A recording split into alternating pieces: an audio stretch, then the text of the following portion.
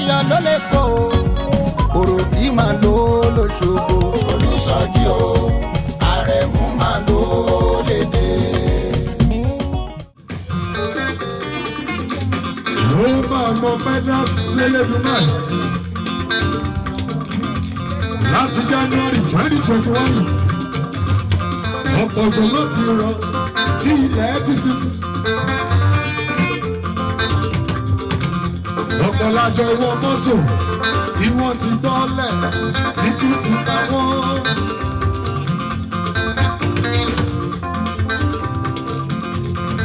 mélòó la fẹ́ wí mélòó la fẹ́ sọ. ẹ̀dá tó máa mọ́nú lòun láì ó máa mọ̀ pẹ́dá ilé kí ó máa ní ìrọ̀bà. mo ṣe dúpẹ́ lọ́wọ́ Ọlọ́run náà lórí Olùsọjí ọmọ ọ̀tọ̀. ọkọ rẹ̀ wà dé gbàròyìn apẹ̀dára bàbá òkìkí ọlọ́run lọ́nà lórí ìsàlàbí tó ṣe é rí wípé láti bàtà àti bẹ̀rẹ̀ torí títí di múmẹ́ǹtì lórí kírù ẹni kíkú òsì nínú wa adúgbò àtọmọdé ẹ̀yìn ológun Elédùmarè gbọgbẹ tí a. àwọn àtàwọn láàyè Elédùmarè ga.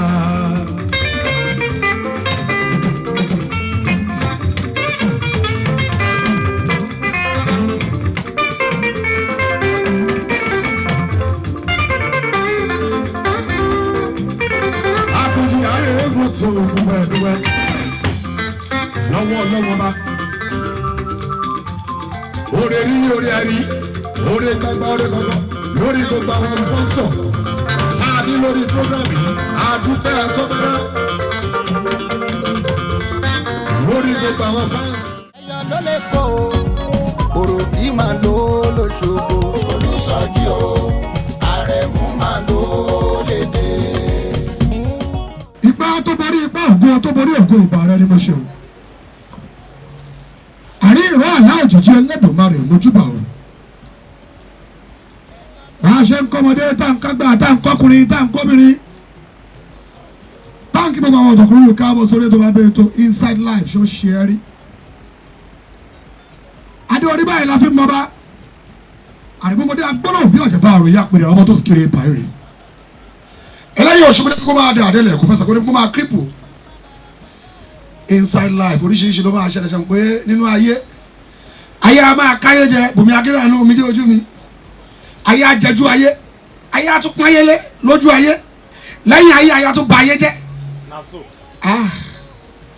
ayé oní kámẹ́rà lèmi máa ń pè wọ́n kì í ṣe ayé àkàmàrà ó dìbò gan Dáre Fúlútò òun ni mo ṣe sọ pé Inside Life nínú ayé kò sára àtàkì ń dá lórí ètò yìí nítorí pé nínú ayé oríṣiríṣi ló máa ń ṣẹlẹ̀ gbogbo ẹ̀yin ọmọ Nàìjíríà tẹ́ wà ní diaspora London ní America ní Spain ní Holland ní Germany ní South Africa ní Somalia nìkan ní mi kì í láì kọ́ máa pè mí Ọlọ́run ọba Ghana lẹ́lẹ́ ń bẹ́ẹ̀ mo máa ń dá wọn lóhùn Republic of Benin mo ń dá wọn lóhùn gbogbo yìí ni mo kí dáadáa o ẹ kú ìfẹ́ ọmọ ènìyàn ṣe o ọba aláràn ṣe ẹ̀dá máa jẹ́ kẹ́kẹ́ òkú délé ẹ̀ ní báráyé fọwọ́ tì láéláé.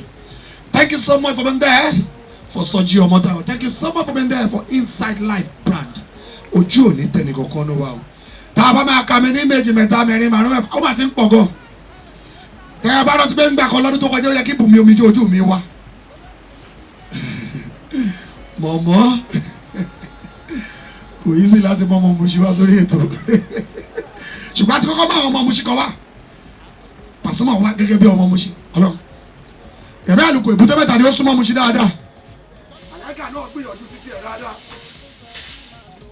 Oríṣiríṣi la rí dáadáa. A dúpẹ́ lọ́wọ́ ọba aláràn ṣe ẹ̀dá pé Olúwa ṣeun Mr. Engineer mo sọ tẹ́lẹ̀ o. A ní dààmú láíláí. Yóò máa dùn ní kò ní kan láíláí. Èdè máa dùn ó máa lárinrin nítorí pé tẹ́ ẹ bá péré akọni ẹ máa fi dálẹ̀ kàrà. Bí ara ẹ̀ náà láti rí yẹn. Olúwa là Olúwa jẹ́ dùn. Omijé ló kọ́kọ́ béèrè àánú o. Kẹ̀rẹ̀kẹ̀rẹ̀ Ọlọ́run bẹ̀rẹ̀ sí dábìrà. nígbà tó yẹ ó fi yé ayé pé ọlọ́run lọ láti lẹ́yìn òun ó ń tẹ̀léra ó ń tẹ̀léra.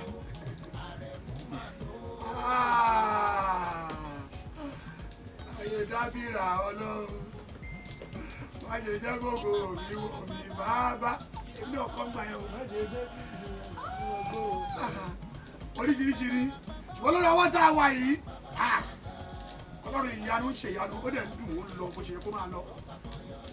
lẹ́yìn lórí ètò bàbá ètò yìí gbajúgbajà olórin ẹ̀mí ni gbogbo àmọ̀ sí Bùnmi Akínàánú Adéoyè Omijé Ojú mi.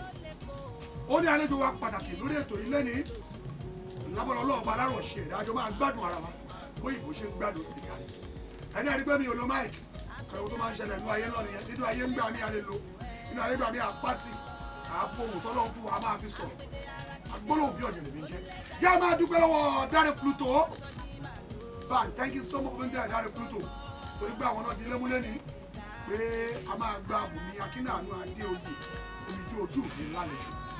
mo dúpẹ́ lọ́wọ́ Dáre Fluto bàndà bẹ́ẹ̀ náà ni kí n máa dúpẹ́ lọ́wọ́ àwọn alátìlẹyìn òtítọ́ alátìlẹyìn òdodo kì í máa dúpẹ́ dáadáa lọ́wọ́ iléeṣẹ́ Fusodam Nigeria Limited kì í máa dúpẹ́ lọ́wọ́ Aliatic Travels and Tour mo dúpẹ́ wẹ́wà kì í máa dúpẹ́ lọ́wọ́ Emma Collections bẹ́ẹ̀ náà ni kì í máa dúpẹ́ lọ́wọ́ Kick Closet mi ò ní gbàgbé Onísí Hotel and Suites mo pariwo títí kí n tó bẹ̀rẹ̀ ètò ilé ní kò ní sí wàhálà kò ní séwu náà ní máa kọ́kọ́ gbọ́ gbogbo ẹ̀ ayé tó tó ayé oní kámẹ́rà a máa ṣe ó máa dùn ó máa lárinrin.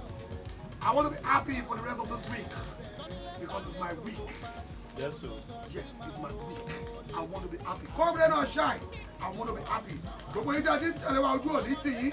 Jẹ́ àmà dúpẹ́ lọ́wọ́ Diamond Ditches. Fún àtìlẹ́yìn wọn lórí ètò bàbá ètò yìí. Diamond Ditches, thank you so much for being there. Mo dúpẹ́ pọ̀ lọ́wọ́ Diamond Ditches. Ojú òní tì ẹ̀yin náà láíláí. Ẹ kú àdúró tì. Kick Closet ẹgbẹ́ aṣọ wá láti Lẹ́kí. Mo dúpẹ́ o. Ọ̀tọ́jọ́ Tropilo. Mo dúpẹ́ o. Fusodam Nigeria Limited. Mo dúpẹ́ o. Ẹ̀rù kúnlẹ̀ dáadáa òun la tún gbọ́ pé àwọn Onísí ìkọsọ́ báwọn ní ẹ̀bùn kan wọ́n máa pè mí ká tó parí ètò yìí ògbéyà ńlẹ̀ ni owó ni tọ́nà ọ̀fẹ́ fún ṣùgbọ́n jẹ́ ká bá mọ̀ pé Bùnmi láìkì owó gan o ọmọ Nàìjíríà kọ́ mọ̀ pé Bùnmi láìkì owó àní dààmú ojú òní tiwa o ti mi ṣé lùyà ló ń lomi lábẹ́ mi pé owó ni o wẹ̀dà sọ́jí owó ni o owó ni kò ló lè ṣe o àní dààmú láíláí èdè máa dùn ó máa lárinrin nítorí pé bá a ṣe máa ń ṣeré lórí ètò máa bẹ ètò yìí átọ́mọ̀ ìwà lè jẹ́ kí àlejò wá jókòó post band ní gbogbo ọdún bá bí àìsàn ìṣọ̀jọ́ jókòó dáadáa bá a ṣe máa ń ṣe ẹjẹ́ ká fààyè gbà inú ògbà láyé ògbà ojú òní tì wọ́n. Lami Blessing mo pariwo títí kí n tó bẹ̀rẹ̀ ètò yìí o a ní dààmú láíláí a máa lọ a máa wọ̀ lọ́lọ́kọ̀ òjòkó láti máa lọ sáwọn iléeṣẹ́ tó ń ṣagbátẹrù ètò yìí láìpẹ́ láì jìnnà lẹ́ẹ̀kan sí mo dúpẹ́ lọ gbogbo ọmọ Nàìjíríà àwọn tó wà ń bí àtàwọn tó wà ní diaspora ń pé wọn ò gbà kó fún wálẹ̀ ká má ti bẹ̀rẹ̀ ètò yìí ni ẹ bá ojú gbogbo social media ṣé ó ti kún fọ́fọ́fọ́fọ́fọ́fọ́ ọ̀dọ́ Bùnmi Omijé Ojú mi náà first time ajá rí pé lẹ́ẹ̀kọ̀ọ̀kan náà ni ọ̀gá ìtì máa rẹ tó wà ní social media head of media team rẹ̀ àwọn náà fò mú ṣùgbọ́n ẹ̀ fò mú mi ní ẹ̀kọ́kọ́ lọ ẹgbẹ́ tó wọlé ilé jù ẹ mọ̀ bóyá kúlẹ̀ lé dàtí. ilé ayé ilé o ayé a máa jọjú ayé abáyé débi kan ayé àdẹ̀fáyé ní ayé àti òjò ayé adáyé dá ayé wa yọ ayé wa wọlé wa báyé tí o ti jẹ inside life oríṣiríṣi ló ṣẹlẹ̀ jẹ́ a máa dúpẹ́ lọ́wọ́ gbogbo àwọn alátìlẹyìn òtún alátìlẹyìn òdodo wọ́n ṣe ń tẹ̀lé wa lórí ètò yìí dáadáa Olúọmọ Màtó thank you so much for being there mo dúpẹ́ dáadáa o àdúpẹ́ àtọ́pẹ́dá o ní ìdààmú lálẹ́ aláwọ̀ singer thank you so much for being there gbogbo yín bẹ́ẹ̀ ṣe ń tẹ̀lé wa àdúpẹ́ dáadáa àdúpẹ́ o tẹ́ ẹ bá ti ṣe tán mo ti ṣe tán mi. ọgbọ́n náà ló máa gbà tẹ́ ẹ bá ti ṣe tán mo ti ṣe tán àti kọ́kọ́ pariwo tẹ́lẹ̀ ṣùgbọ́n gbogbo ẹ̀ ó sì máa dùn ó máa lára ẹni nítorí pé lóríṣiríṣi ọ̀nà la máa ń gbé ara wa gbà lórí ètò àbẹ̀ ètò yìí lẹ́yìn a máa gbọ́ ohun tẹ́ ẹ̀ gbọ́ rí lẹ́nu Bùnmi Akínàánú Omijé Ojú ẹ̀rù ń bá Bùnmi wọ́n ti kọ́ bèrè pé ṣáà lè rí pé ṣe ní àtẹ́ni kò sí kò tó jọ ẹ̀rọ ti pẹ́ nínú fóòmù tẹ́ ẹ wo Bùnmi Akínàánú Adéoyè sọ fún wa wọ́n fi yé wa pé my funny experience. What you know is my funny experience. You'll be so surprised láti gbé àwọn funny experience Bùnmi jáde. Ẹ máa gbọ́ ti pínpín lẹ́nìí lórí ètò bàbá ètò yìí àní dààmú láéláé ojú òní tiwa. Ní báyìí ajá máa lọ lọ́wọ́ àwọn alátìlẹyìn òtítọ́ alátìlẹyìn òdodo. Ká ṣe bó ṣe yẹ ká ṣe kó ba lè rí bó ṣe rí o. Tẹ́ ẹ bá ti ṣe tán lábẹ́ blessing ẹ̀jẹ̀ àmọ́ o. Tẹ́ ẹ bá dẹ̀ ti ṣe tán ká ṣe máa bá ṣe wa lọ. Ojú òní tiwa. A máa wọ̀ bì kan ká tó wọ̀ bì kan ni o. Ẹ wá lábẹ́ blessing fún mi o. Ẹ wá lábẹ́ blessing fún mi dáadáa. Nítorí pé ibì kan la máa wọ̀ ká tó wọ̀ bòmí. Ibì kan la máa wọ̀ ká tó wọ̀ bòmí o. Tẹ́ ẹ bá ti gbáradì láti máa lọ sáwọn iléeṣẹ́ tó ń ṣàpàtẹ̀rọ ètò yìí. Ṣọ́ ti rẹ́dì. Tọ́ bá ti rẹ́dì èmi náà ti rẹ́dì nìyẹn o. Ẹ wá dé ẹ bá bójútó wọn dáadáa. Tọ́ bá ti rẹ́dì àti rẹ́dì nìyẹn. Àròjọ́ mùsùlùkùn ọ̀rọ̀ pọ̀ lẹ́nu wa tá a máa sọ dáadáa o. Olúmídé Orogúnlẹ̀ máa wọlé dáadáa máa wọlé. Ẹ máa yọ lẹ́ni dáadáa. A máa ráwọn gbajúgbajà olórin àdúgbò náà. Gbajúgbajà olórin Ṣẹ́gun Best. Àwọn náà máa yọjú lẹ́ni. Gbogbo ẹ̀ náà lórí Easter show náà ni. Wọ́n máa ṣọ́ọ̀kì ohun ni. Ibi tá a bá ń lọ là ń lọ. A ní dààmú láéláé. Lẹ́ẹ̀kan sí akíwá káàbọ̀ sórí ètò bàbá ètò. Inside Life ṣó ṣe é rí. Alọ́lẹ̀ṣẹ́ Fusiram Nigeria Limited. Ilé-iṣẹ́ alátìlẹyìn òtítọ́ alátìlẹyìn òdodo. Àwọn náà ṣe Stallion aromatic ṣe náà wọ́n ṣe Rosdare tonic wine tonic àgbẹ̀ pálí kan fún Bùnmi omijé ojú mi ó wà níbí. Bẹ́ẹ̀ náà ni Dare Fluto náà ní titi ẹ̀ tonic àgbẹ̀ fún yín láti ilé-iṣẹ́ Fusiram Nigeria Limited. Adúpẹ́ atọ́pẹ́dá ilé-iṣẹ́ Fusiram Nigeria Limited fún àtìlẹyìn yín lórí ètò bàbá ètò yìí ẹ̀ ní dààmú láéláé. Ẹ jẹ́ a lọ káwọn nọ́mbà wọn ẹ jẹ́ a wò ó dìròyìn ẹ̀ ẹ jẹ́ a wò ó kó tẹ̀léra kíákíá àròjọ mùsùlùkùn. Ilé-iṣẹ́ Fusiram Nigeria Limited wà ní Àpòmù Àrígbájó. Thank you very much. Àdúpẹ́ dìròyìn ònìyàn dìròyìn ṣìnà àbà tó ń ṣe láti ilé-iṣẹ́ Fusiram Nigeria Limited. Àǹtí Búkì ẹ má làálẹ̀ kẹ́ rìkọ́ọ̀dù ẹ̀ bó ṣe ń lọ náà ni ká ṣe ohun tó yẹ ká ṣe ojú òní tiwa. Àdúpẹ́ lọ́wọ́ ilé-iṣẹ́ Fusiram Nigeria Limited fún àtìlẹ́yìn wọn lórí ètò bàbá ètò yìí dìròyìn ṣìnà àbà Rosdare tonic wine tọ́níkà fún àlejò wa pàtàkì.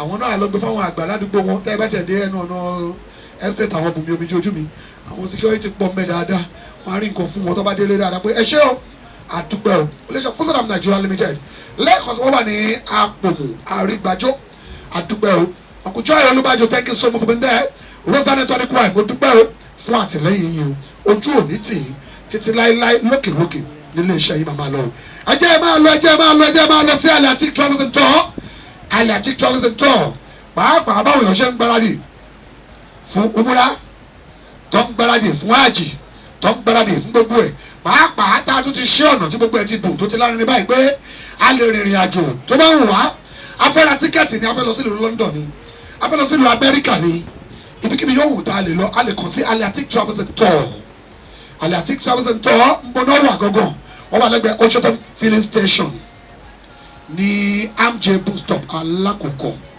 níbi tó wà fún kò yẹ kẹ́lẹ́ tó máa padà wá Aliatic Travels and Tour láwà báyìí ibẹ̀ láwà táwọn bá ti kúrò lórí ibi kan ẹ tó máa padà síbẹ̀ mọ́ ẹjọ́ ojú òní tiwa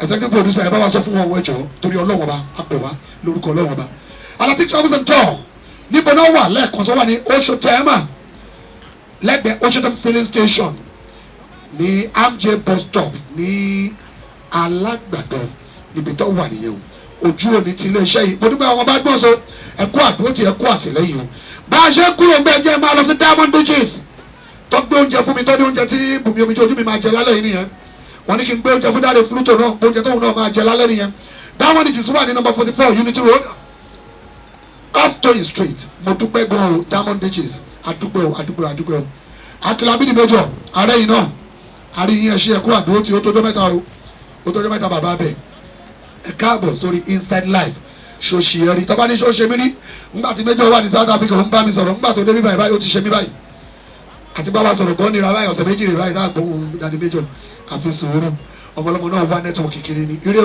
ire gbangba ẹ jẹ́ àmọ́ Diamond Beaches káà sóúnjẹ tó ládùn dáadáa káà sóúnjẹ tó máa fi wá lọ́kàn balẹ̀ Diamond Beaches ni mo wà o mo ti kúrò lálẹ́ àtìkù Diamond Beaches wọ́n wà ní number 44 Unity Road off Toyin Street ní Ìkẹjà ẹsẹ̀ tí producer ẹ bá bójútó nulẹ̀ yẹn wọ́n nulẹ̀ yẹn lọ ẹjọ́ ẹ ní dàmú ẹjọ́ ibi tá a bá wà náà ní ká bá wà ẹ má dára padà síbi tí a ti kúrò ẹjọ́ àfi Ọlọ́run bẹ̀ wá.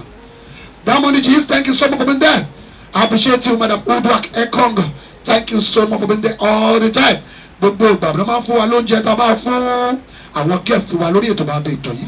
Àdúpẹ́ o, ẹ kú àdúrótì, ẹ kú àtìlẹ́yìn, ojú òní tì í. Deji Gentle, you are welcome on board. Olúwa Mato, you are welcome on board. Mo dúpẹ́ gan-an lọ́wọ́ Diamond G's. Diamond G's, thank you so much for being there. Ẹ jẹ́ a máa lọ sí Kick Closet láti MF Collections, kí n lọ sí Kick Closet. Bá ti kúrò Kick Closet, ẹ jẹ́ máa wá lọ láti gba àlejò mi o ń bọ̀. Ẹ jẹ́ máa lọ sí MF Collections. Gbogbo àwọn tá à ń pè yìí Bùnmi Omijé ojú mi pátápátá gbogbo wọn lọ́nẹ́bùn tó ní ká fún yín gẹ́gẹ́ bí àlejò wa. Aláti dúpẹ́ lọ́wọ́ wọn, aláti gbóríyìn fún wọn pọ́n ṣé o, wọ́n kó àdúró tí o. MF Collections, thank you so much for being there. We appreciate you so much. MF Collections, thank you so much for being there. Àdúpẹ́ púpọ̀, àdúpẹ́ àtọ́pẹ́dá o. MF Collections. Bàbá ṣe ń kúrò ní MF Collections. Ẹ jẹ́ máa lọ kí máa tara ṣẹ̀ṣẹ̀ máa lọ sí Kick Closet. Kick Closet wọ́n ní kí n gbé aṣọ fún Bùnmi Omijé ojú mi o. Mr Media, ohun yẹn ń wọlé díẹ̀díẹ̀, máa fọ ohun yẹn sí wọlé tí díẹ̀díẹ̀ tẹ́ bá ti ń sọ̀rọ̀. Ojú òní tiwa, ní dààmú láíláí. Yóò máa dùn ní kò ní kan, ìdíbàjẹ́ òní dé bá gbogbo wa o. A máa dùn ní kò ní kan o. Ṣé mo ti wọ́ bẹ̀? Ṣé mo ti kúrò ní MF Collections? Ẹ jẹ́ máa lọ sí Kick Closet. MF Collections náà ṣe bàtà tí mo wọ̀ yìí. Àdúpẹ́ ká ṣe bàtà rárá ń bára MF Collections ni o. Àdúpẹ́ àtọ́pẹ́dá ojú òní ti yín o. MF Collections, thank you so much. Àdúpẹ́ dáadáa, àdúpẹ́. Ṣé mo lè rí Kick Closet kí n tó kúrò? Táà bá ti lè rí Kick Closet bóyá tí n bá padà dé màá padà sórí Kick Closet. Ní báyìí ajá kí báyìí mi máa rẹ́ni oyà o láti kí gbajúgbajà olórin tá a ti ń béèrè tí gbogbo wa ti ń retí káàbọ̀ báyìí sí gbàgede yìí. A máa kọrin láàrin ìṣẹ́jú díẹ̀ tọ́ba ti wọlé dáre fúlótò ẹ̀ wá fún wọn microphone tọrọ yín yẹn èmi àwọn mú mi fẹ́ yìí náà láti kí wọn káàbọ̀ ẹ̀ wá bẹ̀rẹ̀ dúẹ̀tì yẹn o. ẹ jẹ́ àmì akí káàbọ̀ sáàrin wa Bùnmi Akíndàánú Adéoyè ní jọjọ mi. Let's go there. ẹyọ ló lè kó o òròbí máa lò lóṣogbo Olùsọjí o Àrẹ̀mú máa lò lédè. Ràn mí lọ́wọ́ Jésù mi ò lè dá ṣe. Ràn mí lọ́wọ́ Jésù mi ò lè dá ṣe. Iṣẹ́ iwájú mi pọ̀ bàbá ràn mí lọ́wọ́. Ràn mí lọ́wọ́ Jésù mi ò lè dá ṣe.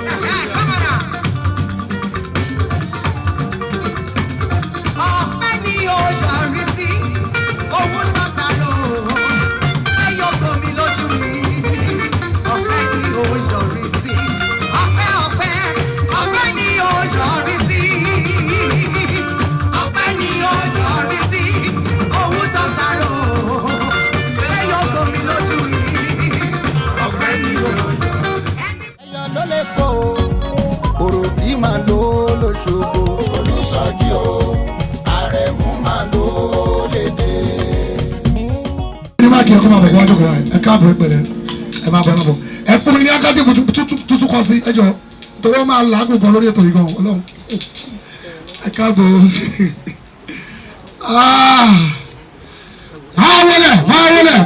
máa wọlé àkọ́dé èèyàn tọ́mọ aráyé ń pè ní Bùnmi ṣe é jókòó dáadáa ṣá irọ́ ni ẹ jókòó bí ti máa rí nìyẹn ṣe é ti wà ókè wòlíì ò gbọdọ̀ ṣubú wọlé wo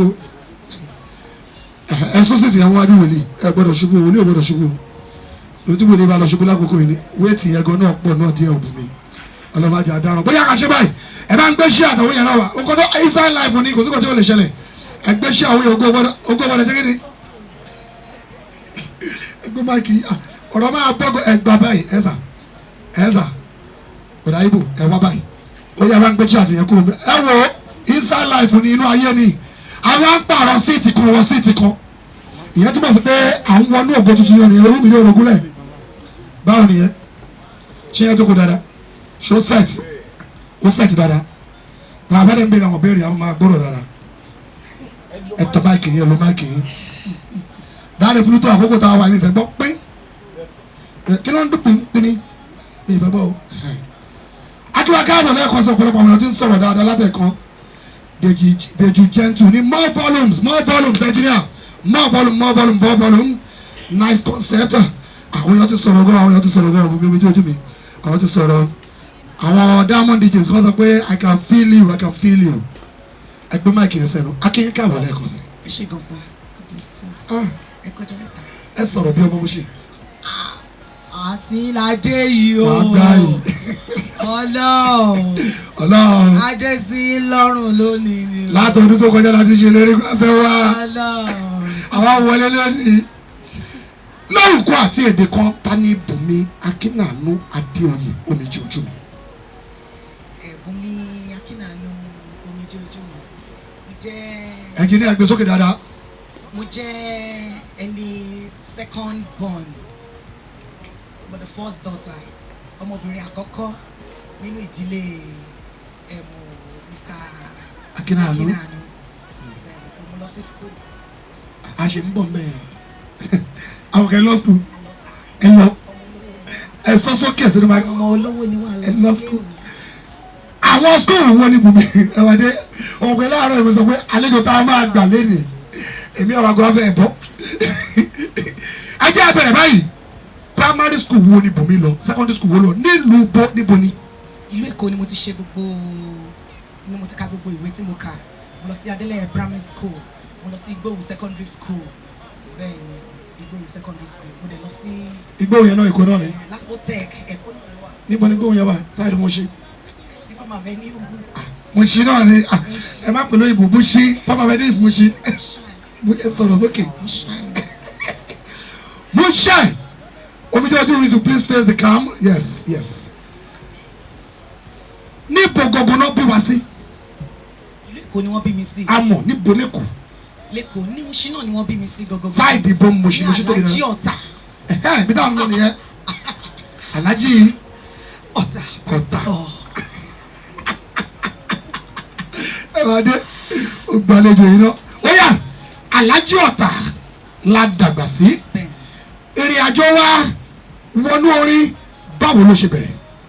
ẹ kò tiẹ̀ yé mi náà mo ṣàrí wípé olórin kan tó kọrin tó ní nítorí ògo ni kábíyèsí bẹ́ẹ̀ni gbogbo ọ̀nà yẹn kò ó wọ́ kò ṣe báyìí náà ló ṣe wà kò tí ì straight náà lọ sí títí wàá dúpẹ́ pé àti fi bí tá a wà yẹn àti fi sílẹ̀ ibòmíì látún wà nísìn àtún fi bí ìsílẹ̀ àtún lọ síbòmíì so ọ̀nà yẹn Mùṣín ni wọ́n bí mi sí bàbá àti ìyá tó bí mi lọ́mọ Ẹ̀kọ́ church ni wọ́n ń lọ bí àwọn yẹn bá ti gbọ́ omijé ojú mi wọ́n ti ní ọmọ Ẹ̀kọ́ ẹ̀ ọmọ Ẹ̀kọ́ so story mi kò ń ṣe nǹkan tí ó difficult fún àwọn èèyàn láti tètè mọ̀. tọrọ ọmọ dáadáa Mùṣín wọ́n sọ àwọn tọ́jà sọ pé àwọn ọmọ dáadáa bó ṣe ń rìn láàrin street gbogbo ẹ̀ lágbọ́ àti wádìí ọ̀rọ̀ gan mú bọ̀ bábọ̀ lọ́wọ́ abẹ́rẹ́ Ọlọ́run lágbára. Mùṣín ni mo ti dàgbà sí ní Ẹ̀kọ́ church Mùṣín náà ni dáàdì mi ń lọ títí mo wà ní choir ọmọ kékeré àwọn kan máa ní àwọn ń kọrin láti inú oyún èmi ò mọ̀ bọ̀ mo ṣàmọ̀ pé mo gbọ́n bá pé mo ń kọrin ni bẹ́ẹ̀ni láti choir. tá a bá wò ní abẹ́ lọ sọ pé dáàdì kan ló fẹ́ tí wọ́n wọnú orin. mọ́mì mi ni mọ́mì kọrin mọ́mì mi ló gbọ́ pé. bí mọ́mì ẹ̀ wà dé àwọn náà kọ́ gbọ́ kẹwàá dé náà tó bẹ̀rẹ̀ mọ́mì ló gbọ́ pé dáàdì ò gbọ́ pé máa yẹn ìpè dáàdì kó wọn gba ìpè yẹn gbà yẹn. ọ̀sìnlẹ̀. gẹ́gẹ́ bí ohun tá a gbọ́ ni pé ọmọdé náà bàbá tó máa bá rọ̀bá ọmọ tá a bí sí Mùṣín Ẹ̀kọ́ church ni omijé ojú mi ti bẹ̀rẹ̀ a lè má sọrí fáwọn èèyàn a kò lè máa pẹ́ sọ lórí ètò yìí inside life ni a máa sọ bó ṣe rí ni funny experience bó ṣe rí ohun tá a sọ rí orí ètò yìí ni gbogbo àwọn olórin jankojankojankojan tó ti wá sórí ètò yìí àwọn tó ń wò káàkiri gbogbo all over the world mọ̀ pé àwọn béèrè tá a máa ń béèrè máa ń yàtọ̀ ẹ jẹ́ ká bẹ̀rẹ̀ báyìí omijé ojú mi ohun yẹn orin yẹn báwo ló ṣe wáyé. ìjọ tá a bí mi sí yẹn tí dáàdì mi ń lọ yẹn ibẹ̀ ni mo ti dìde láti choir ọmọ kékeré a máa ń pè ní children choir, ibẹ̀ ni mo ti kọ́kọ́ wà. Ó yá wọ́n gbé mi lọ sí ìjọ tó tún dàgbà ju bí téèyàn bá ti wà ní ọmọ. Béèyàn tún ti pass advance, èèyàn graduate síbòmíì. Àtọ́ tí wọ́n tún gbé mi lọ sí teenagers class.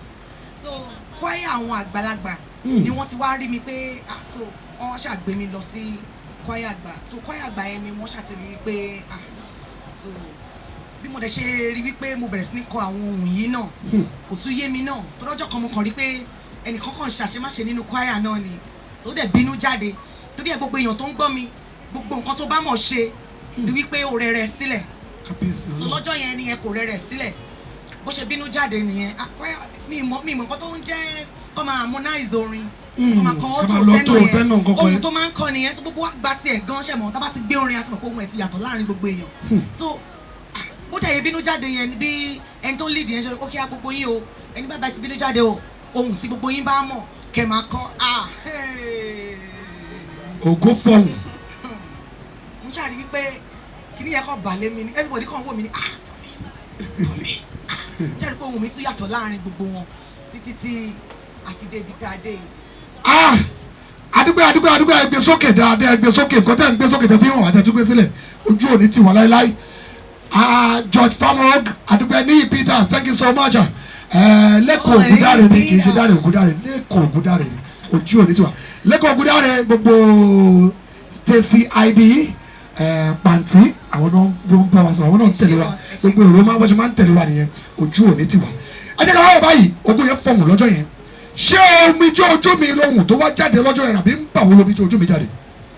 Ohun tó jáde náà nìyẹn ṣẹ̀wọ̀n bẹ́ẹ̀ ni yẹn ṣe wọ́n kàn ní pé everybody bẹ̀rẹ̀ sí ní compose orin ni so bank lèmi dẹ̀ ti ń ṣiṣẹ́ mo ṣiṣẹ́ ní ilé ìfowópamọ́ mi mo bóyá lè dárúkọ. Dárúkọ Ecobank àwọn tó mọ̀ ẹ̀ wọ́n sọ fún wa àgbọ̀ fún ọdún mẹ́wàá so ibẹ̀ ni mo wà máa pọ́n rí pé àwọn èèyàn máa wo mi mo mọ̀ wípé ibẹ̀ yẹn ò kì í ṣe ibi tí ó yẹ kí n wà ṣùgbọ́n lásìkò ìgbà yẹn ibẹ̀ la gbé mi sí nítorí náà ibi tó wà lọ́wọ́lọ́wọ́ báyìí tí ò ń ṣe ibi tó yẹ kó wà wàá máa ronú sí pé kí ló lè ṣe títí tó fi máa débi tó ń lọ bẹ́ẹ̀ ni nígbà yẹn àwọn èèyàn ṣáà máa wọlé wọ́n máa rí pé mo wá ní shortage gan tàbá ti ṣe tán ní bank lówó bẹ́ẹ̀ ni owó wọn gbó ìṣe pé bóyá mò ń kọ ṣe mọ̀ bóyá èèyàn ń kọrin lọ́wọ́ ti ṣe owó kó fún yàn àwọn èèyàn dẹ̀ ní padà wá so ọjọ́ yẹn bẹ́ẹ̀ nìkan lè sọ fún mi ní pé this is not your place ẹ̀yin arán áńgẹ́lì yẹn sí mi láti sọ fún mi pé ibẹ̀ yẹn ò kì í ṣe ọ̀dọ̀ mi so láti ìgbà yẹn bí mo ṣe make up mind mi nìyẹn because ìdí tí mo fún wa make up mind mi ni wípé tá bá ti close ní 4 mo tún di kan bí 10 àbí 11 kí n tó tún jáde síta láti rí ìta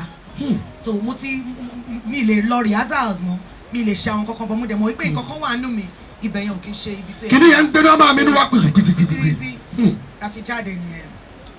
tó fi jẹ́ pé ogun yẹn fi fọ̀hún dáadáa rẹ̀. bẹ́ẹ̀ni so àwa ń compose wọn wá ní ká máa compose orin omijé ojú mi ni èmi compose tí mo mú dé church so bó ṣe jẹ́ lé mo ṣàrí wípé bá ṣe fún àwọn èèyàn ní rehearsal wípé kán máa kọ́ ó dẹ̀ kú bí some weeks to the anniversary so àwọn èèyàn ò tètè mọ orin yẹn so bọ́n ṣe ní pé ok ìwọ tó mórin yẹn wá ìwọ náà ló máa kọ àwọn verses tó kù so mo yẹ kọ́ wọn cross everybody ṣe mú nìyẹn so ọjọ́ tó wáyé ká fi ṣe anniversary wa tá wá lórin yẹn gangan ni wípé ẹni tí Ọlọ́run lò gangan láti fà jáde kò wá sí anniversary lọ́jọ́ yẹn but ìyàwó ẹ̀ ló délé ló ní àwọn Alabama kọrin kan Alaba ni mo ń jẹ́ ẹni tó bá ti pè mí lálàbá jẹ́ pé ẹni ẹ̀ mọ̀ mí délédélé ẹni ẹ̀ mọ̀ mí láti mo ṣe tẹ́ ń pè gan mọ̀ bóyá mo ń jálàbá ni mo ṣe. ẹ fọ̀rọ̀ lẹ a ṣe ń bọ̀ ń bẹ̀ àwa mọ̀ pé mo ṣí làwa ti mú ẹ àwa táwa jókòó yìí ìtọ́jú àwa ọ̀rọ̀ máa bọ́ wọ́n máa ní odò tó bẹ̀rẹ̀ báyìí náà lójú ẹni ni kò ní gbéni lọ òwò náà mọ̀ òun wà lẹ̀. bá ṣe ń sọ lọ tó bí ẹni yẹn ṣe délé láti sọ fún ọkọ ẹ̀ nìyẹn pé àwọn Alabama kọrin kan lé ní tó bẹ́ẹ̀ ni yẹn ṣe lọ sọ fún wọn ní church ni pé kán jẹ́ kán orin yẹn wà nù fídíò bórin yẹn ṣe wà nù fídíò nìyẹn tí gbogbo television stations tí wọ́n ṣe gbà nìyẹn tó bẹ̀rẹ̀ sí ní play ẹ̀ títí tí nǹkan bá fẹ́ ṣẹlẹ̀. bọ́n gbà yẹn a máa ń tijú gan-an báyọ̀. bẹ́ẹ̀ ni mo ṣe ń tijú sí náà. ẹ wà dé ẹ̀rù ń bà mí àrà fẹ́ sàn ọ́ a ṣe ń tijú. àwọn èèyàn mi lórí Facebook ń wò yìí wọ́n mọ̀ pé mi ò kì í sọ̀rọ̀. ẹ wo ọlọ́run jẹ́ ẹ̀ríjà ó jẹ́ tí lóòótọ́ gidi gan ó yẹ jẹ́ àwòbá yìí bá a ṣe ń dàgbà tá à ń dìde tó yẹ pé ọ̀tọ̀ níbi tá a kọ́kọ́ gbà ṣùgbọ́n àtìlẹ́yìn ọlọ́run ọba alárọ̀ arábàkà ti gbẹ́nu àwọn ọ̀run ní ọ̀nà ibi tó fẹ́ lọ gan kọ́ níbi tí mo fẹ́ kó lọ rèé ogun yẹn fọ̀hún nígbà tá à ń dìde bọ̀ àkọ́kọ́ láàrin street wa ta ló kọ́kọ́ dẹnu kọ wa nítorí pé ẹni rí ẹni sùúrù ọ̀rọ̀ máa bọ́ lẹ́nu sẹ́ ẹni rí ibùmí ń gbà yẹn wọ́n mọ̀ pé ojú yẹn gbọ́ òun látò àti máa ń ṣe ń gbà yẹn ni ẹ̀yọ báwa tá a mọ̀ ẹwà dé ṣé o rántí ní báyìí tala kókó tó wọ́n ní street wíwá ní afa ṣáà lè ríran ọkùnrin yẹn náà ládùúgbò. mi ní sọ wípé ó wà ní àdúgbò tí mo ti torí. dáàdi yìí lọ́wọ́ àwọn ọmọ get inside ní ẹni mo ṣe o àmọ́ sọ̀rọ̀ àmọ́ pé ọmọ get inside ní ẹni mo ṣe àmọ́ ọmọ olówó ni ẹ ṣùgbọ́n máa jáde rẹ̀ kankan. dáàdi mi burú gan. gidi àtàlẹ́ ọmọ àbákẹ́rẹ́ àwọn. káwọn èèyàn tó lè wá sílé láti ọmọ ọlọ́tí ọjọ́ tí ẹni tó kọ́ gbé mi wọ studio bó ṣe wọlé gan because tí dáàdi mi bá ẹni tí.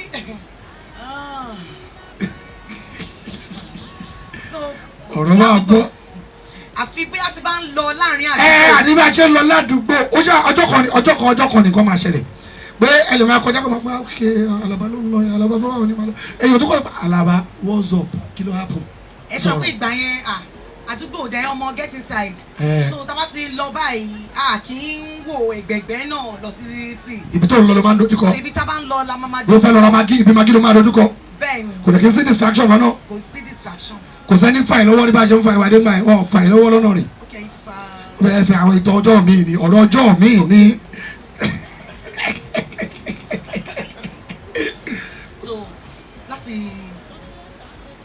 down question yẹn àdúgbò tí mo ti jáde respect wà fún mi gan tẹ̀lé tí máa ń sọ fún àwọn èèyàn kò ṣe dandan ibi tó gbé àwọn ilé máa wọ pé àṣemuṣin ló ń gbé ṣá bẹ́ẹ̀ ni mo dúpẹ́ lọ́wọ́ Ọlọ́run fún bàbá tó torí pé mi ní ìyá láti bí ọdún 6 níyá mi ti kú so láti jáde láti ṣàwọn kankan ó máa ń ṣe kinní fún dádì mi díẹ̀ láti gbàgbé wa síta torí àfi bẹ́ẹ̀ pọ̀ lọ́wọ́ ẹ̀. kò sẹ́ tí o jọ̀bọ̀ kẹ́tẹ́ wo gbogbo ìdá ọ̀rọ̀ all over the world òun tó bẹ́tọ̀ yìí yàtọ̀ nìyẹn bùbí akíní àná ò tí ì dọ̀bí tí mo lọ a lè jẹ́ ọmọ get inside ká jẹ́ ọmọ gbogbo ìgbàkan dáadé ẹ̀ ń tẹ̀lé kiri àníṣe ta ló kọ́kọ́ pé Bùnmi alpha ọkùnrin ṣé ládùúgbò mi kò sí ní mo dá tó bá bẹ sọ̀rọ̀ yìí ọ̀nà ṣọ́ọ̀ṣì nǹkan pé church ni sọ̀rọ̀ bí táwọn lọ nìyẹn àmọ́ bí táwọn lọ ó yá.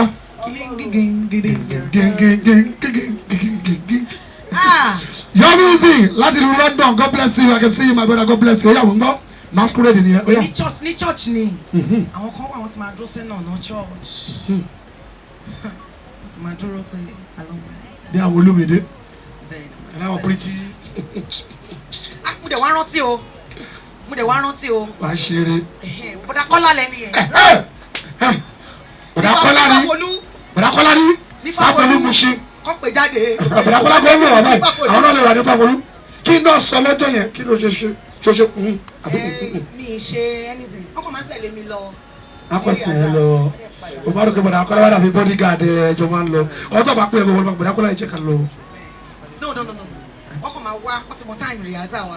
ok akọ̀ padà. tẹ bá dẹ lọ ọ̀rọ̀ Jésù náà lè máa sọ láti tẹ bá ṣe lọ tẹ bá ṣe padà bọ̀ ní sùúrù bí tá à ń lọ nìyẹn ọ̀rọ̀ gòkèrè ọ̀rọ̀ lẹ́kọ̀ọ́ jọba máa sọ bẹ́ẹ̀ ṣe ń lọ bẹ́ẹ̀ ṣe ń lọ lẹ́nu yìí sẹ́lẹ̀ ọ̀rọ̀ máa tó sẹ́ bọ̀dá Kọ́lá yóò bá yín sọ pé Bùnmi. ẹ ó pẹ́ kán tó sọ because àwọn mọ bí ilé mi ṣe rí so àwọn náà bí wọ́n ṣètò láti ràn mí lọ́wọ́ títí tí mi fi ní kí ẹ má kọsẹ̀. kó tó sọ ọ̀rọ̀ yẹn ó ti pẹ́ èmi ti wà ní báńkì ní tèmi àti tún mú nǹkan mi ṣe. nígbà tó dẹ sọ̀rọ̀ ńgbà yẹn dáwọn lóhùn I want to step up. àkọsọ gbọ́dọ̀ Kọ́lá ńgbà tó yẹ kẹ́ sọ̀rọ̀ ẹ̀ sọ̀rọ̀.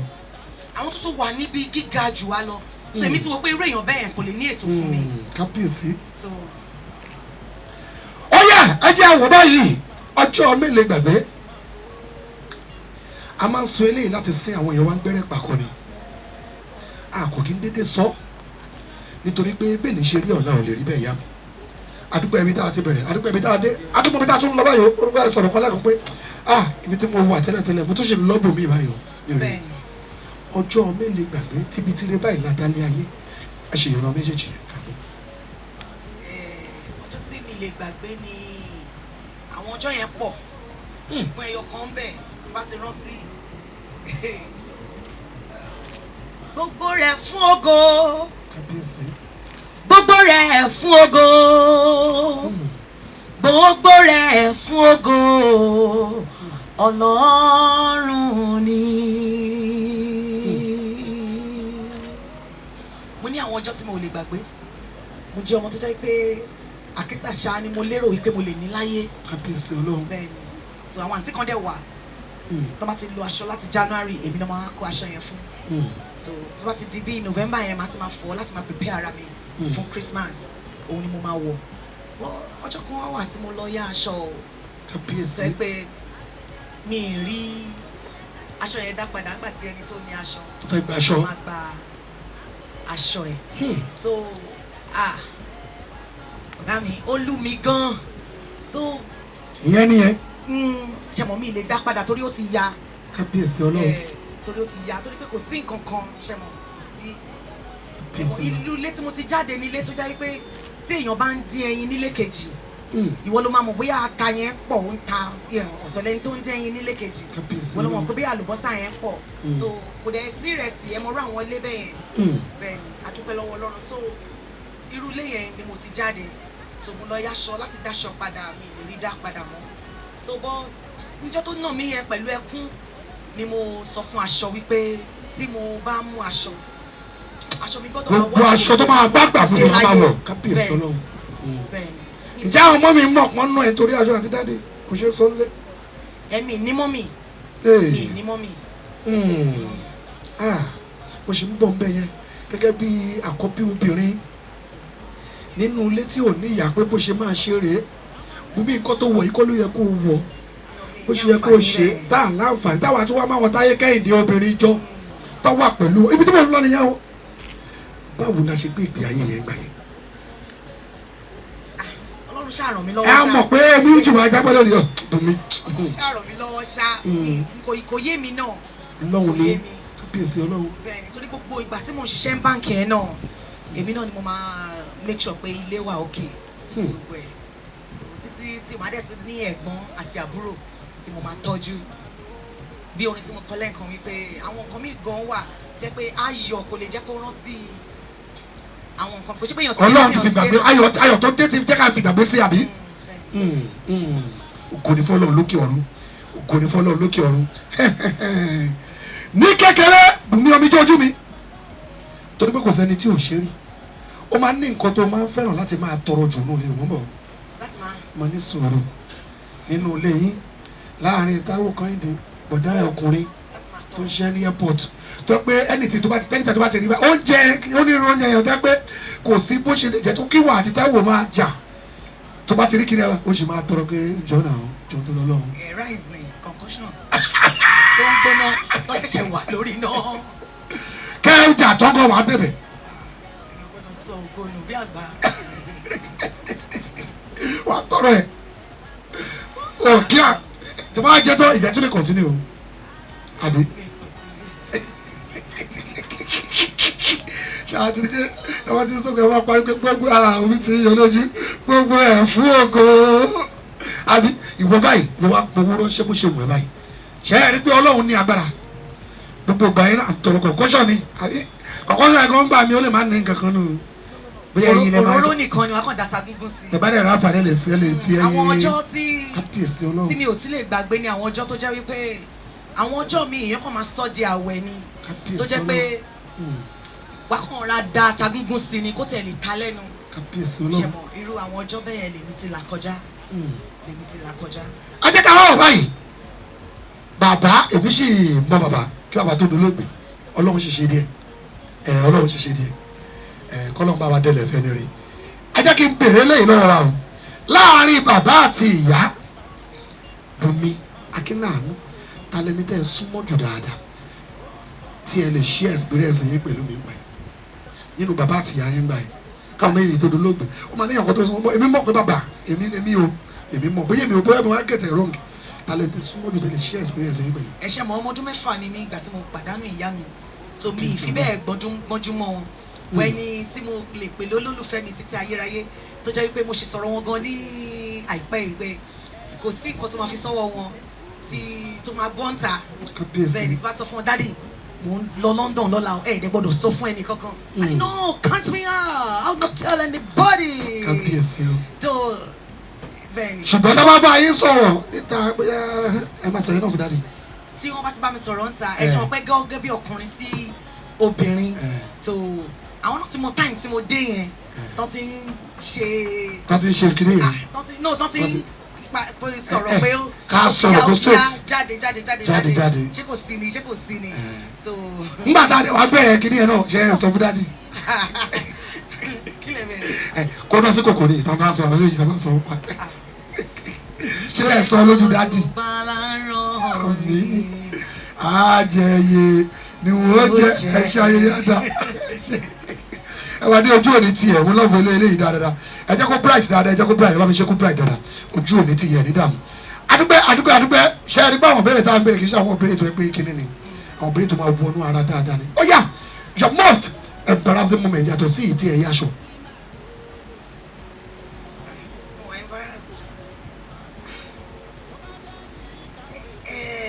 ẹ kọ sí bọ́ọ̀dù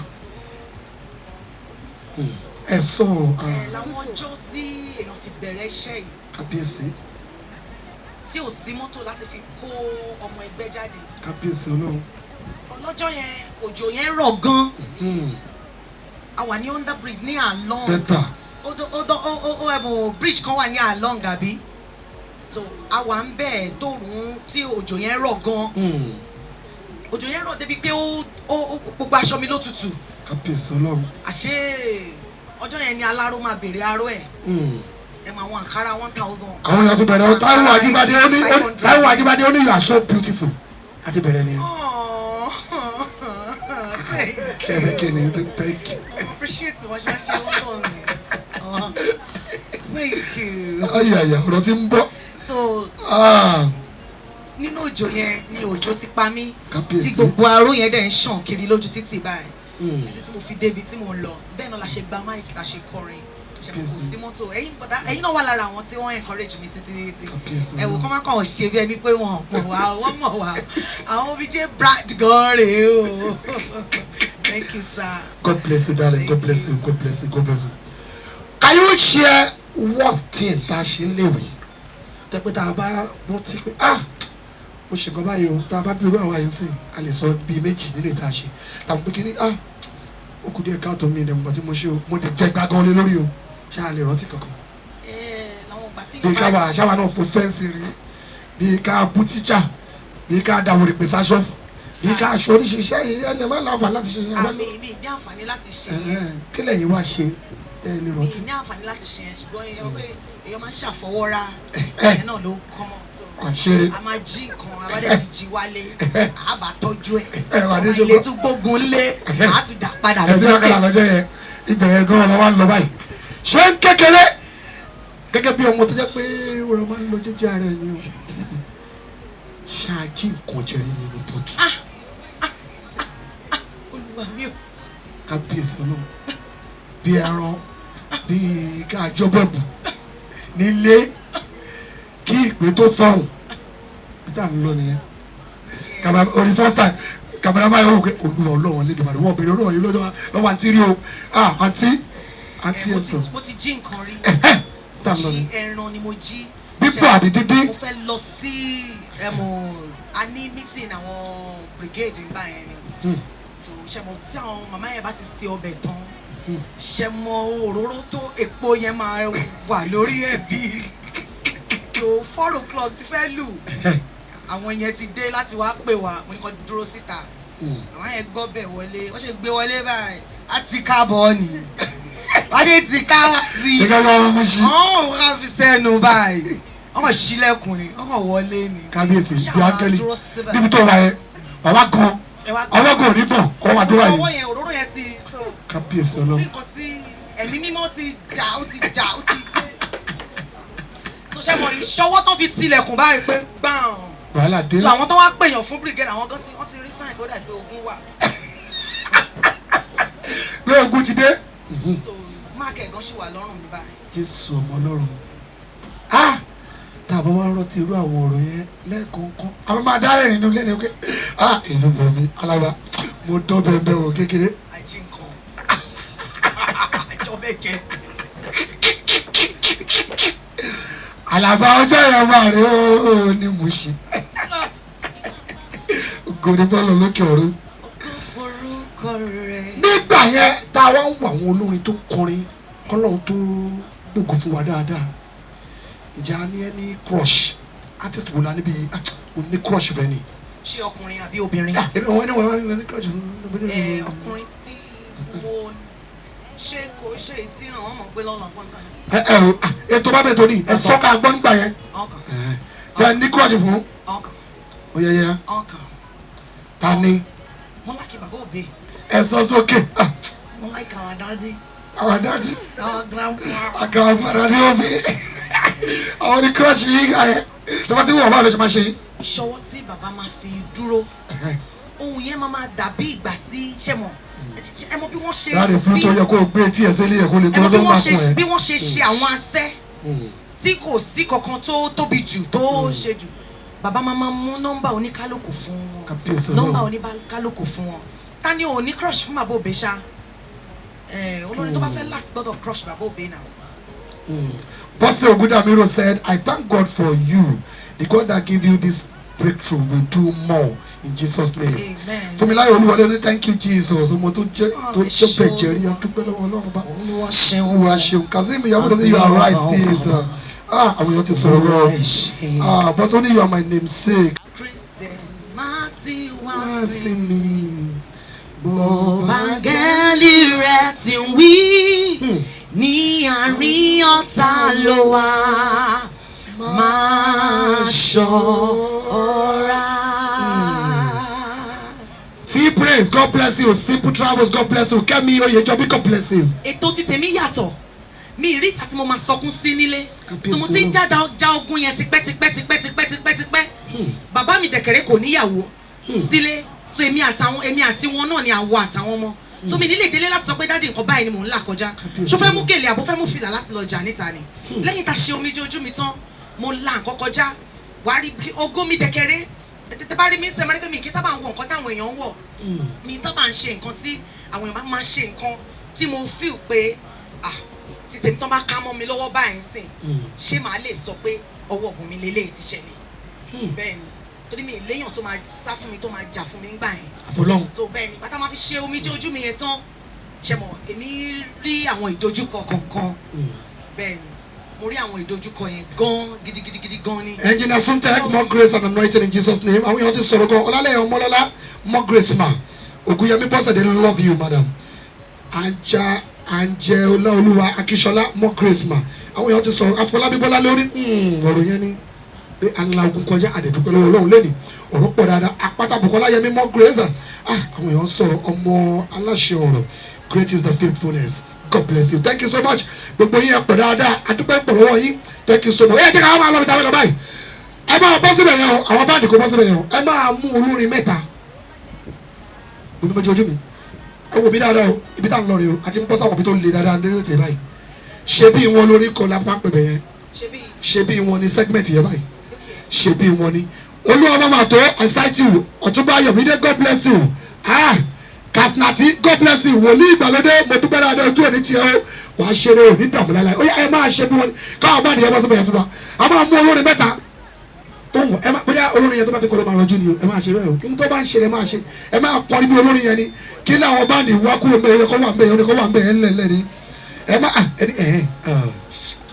orí ètò yìí ni Pasuma ti ṣe bíi Màláíkà Òbésèré àti Saheed Òṣùpá àtòríṣe náà ṣe tiẹ̀ Dáre Melody ṣe lẹ́kọ̀ọ́ rẹ̀ mẹ́lẹ́kún ó ṣe bí Shina Peters lórí ètò yìí so èyí náà máa mú mẹ́ta tó wù yín bẹ́ẹ̀ jẹ́ gospel ni o ẹ̀ẹ́dẹ̀ wọn máa dárúkọ fún wa pé olórin kìíní rẹ̀ bóyá bàbá wa JP Ambrose Olútáyọ̀ Ṣómìdé wọ́n kọrin ẹ ṣe bó ṣe ń ṣe wọn ẹ̀mọ̀ káwọn náà ti kọrin olórin ni wọ́n o ṣàkóso olórin bàbá Ambrose Olútáyọ̀ Ṣómìdé ẹ̀mọ̀ ẹ̀gbọ́n tọ̀ rẹ̀ tó ṣe rẹ́kọ̀dù tó bá sọ fún ikọ̀ tó di wọ́n nígbà tó mú rẹ́kọ̀dù káàkiri ayé àwọn dẹ́ka ẹ̀rọ ọlọ́wọ́ báyìí ó yá ẹja lọ. ẹyọ ló lè kó òròbí máa lò lóṣogbo olùsọjí o àrẹ̀mú máa lò lédè.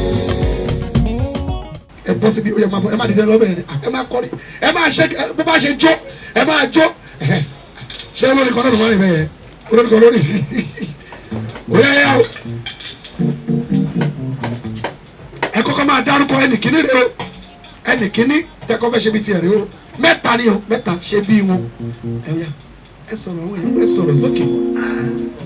Ti àkọ́kọ́ ni bóyá kí n kọ́kọ́ ṣe bí màmá Bọ́lá rẹ̀ àbí. Ó yá ẹni wọn ó yá ìtẹ́ ẹ bá ti fẹ́ bẹ́ẹ̀.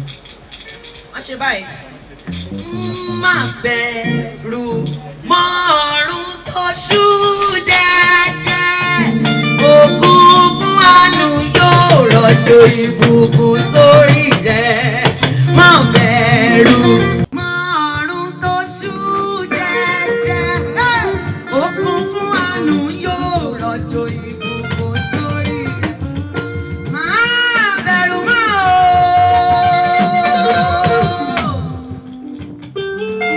Kúrò níbi tó wà, kúrò níbi tó wà. Má kàn dúró, má kàn tọwọ́ sápò. Má kàn tọwọ́ sápò. Áńgẹ́lì ń kọjá nísìnyí, ó kọjá, ó kọjá. It's my father, my father. Yeah. Má bẹ̀rù mọ́ ọ̀run tó ṣú dẹ́dẹ́ yóò. Òkun fún àánú yóò rọ̀jò sórí ẹ̀yin ọba ògo. Òun ni Ọlọ́run. Kúrò níbi tó wà, kúrò lójú kan, kúrò lójú kan. Hey. Ẹ̀yin ọba ògo. Òun ni Ọlọ́run. Mọ̀mọ́ wá ṣe báyìí. Ìfúnṣẹ́ ìyàtọ̀ tí ó ti yíyan. Ó wá pẹ́ láwọn èrò ìmọ̀ lọ́nà. Kò sì jẹ́ ìmọ̀lẹ̀ wọn lọ́sàn-án lóru.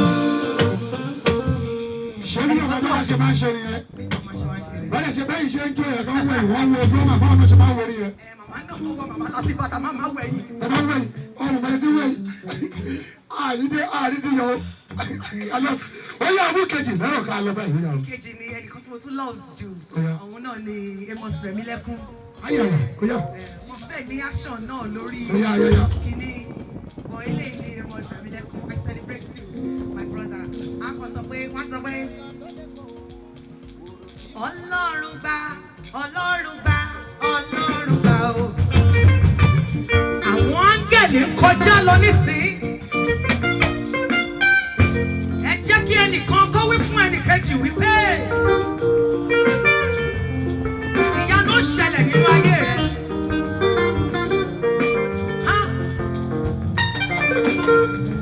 Ọlọ́run gbà, Ọlọ́run gbà, Ọlọ́run gbà o. A lọ síwájú, a tún lọ sẹ́yìn. Ọpẹ́ tí kò ní condition mo mú wá o. Ọlọ́run gbà, Ọlọ́run gbà, Ọlọ́run gbà o.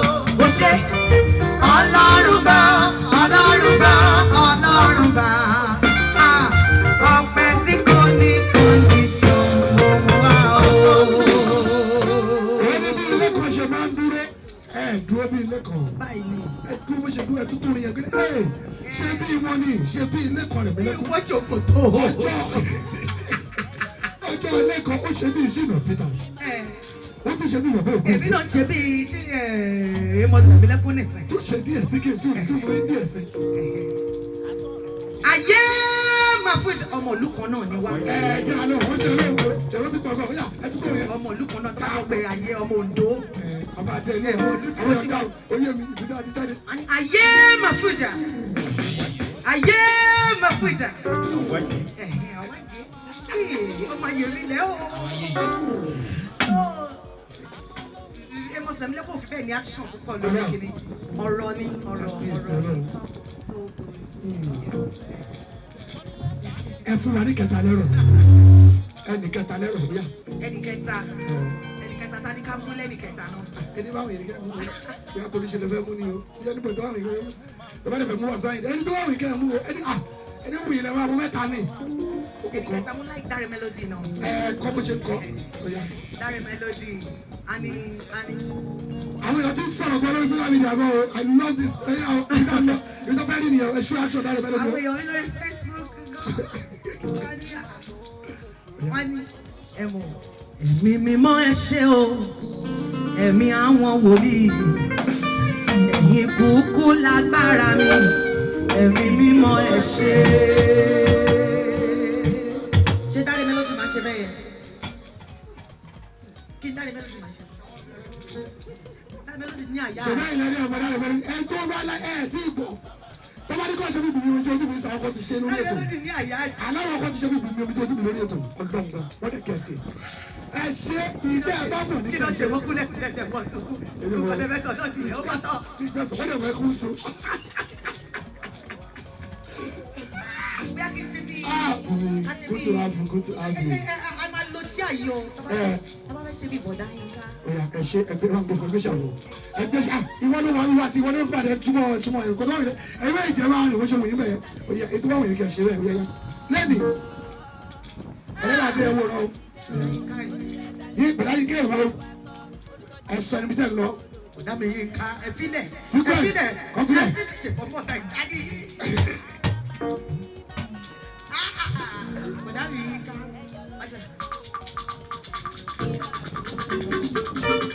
Yes, when the spirit of the Lord is upon my soul.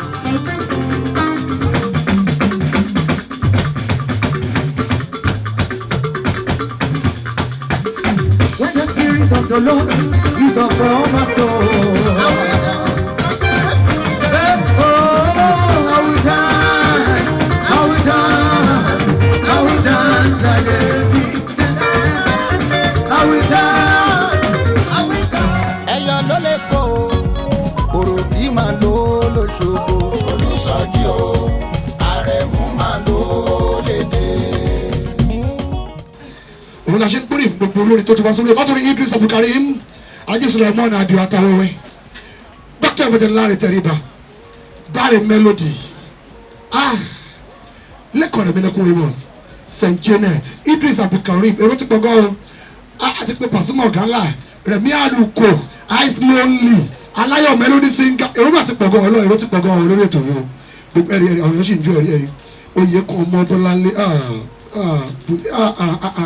well done sis inú àwọn èèyàn máa dùn gan well try well done sis God bless you Àjàyí Òbè Oyèníkẹ́ light want to kill me here o only laugh want to kill me here o èrò pọ̀ dáadáa ohun tó mú ètò yìí yàtọ̀ ẹ̀yà wọn máa gbọ́ kẹta ayọ̀rí ẹ bọ́ síbẹ̀ yẹn a máa tó ibi iṣẹ́ náà ohun tó mú ètò yìí yàtọ̀ ní ẹ̀mí iṣẹ́ ti rest dada ẹnu ojú yẹn ń bọ̀ ń bẹ̀ báyìí o ẹ máa gbọ́ ìlú mẹ́ta yìí Ọlọ́run Jésù gbọ́ Ajé bí àṣà Ṣẹ́gun bẹ̀rẹ̀ tó bá ti fẹ́ gbà mí Ajé ẹ̀ṣọ́ ọ̀jọ̀gbọ̀n èmi kò gbéra mi lẹ́fẹ̀ẹ́ níbo láti bá mi mọ̀ wá tó lómi lóore ògúnlẹ̀ ibi tẹ́ gbà mí tó ibi ẹ̀sìn mi dé mo dúpẹ́ o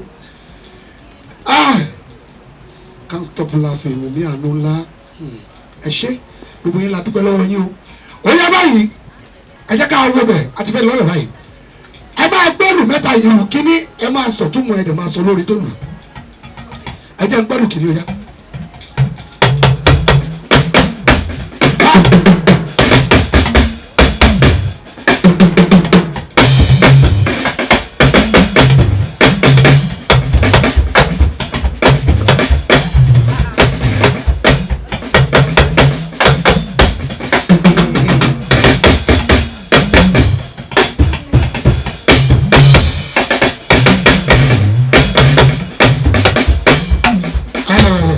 ìkíní ni ó yá ẹ sọ tó mọ̀ lù yẹ kẹ́ẹ̀dẹ̀ sẹ́ni tó lù.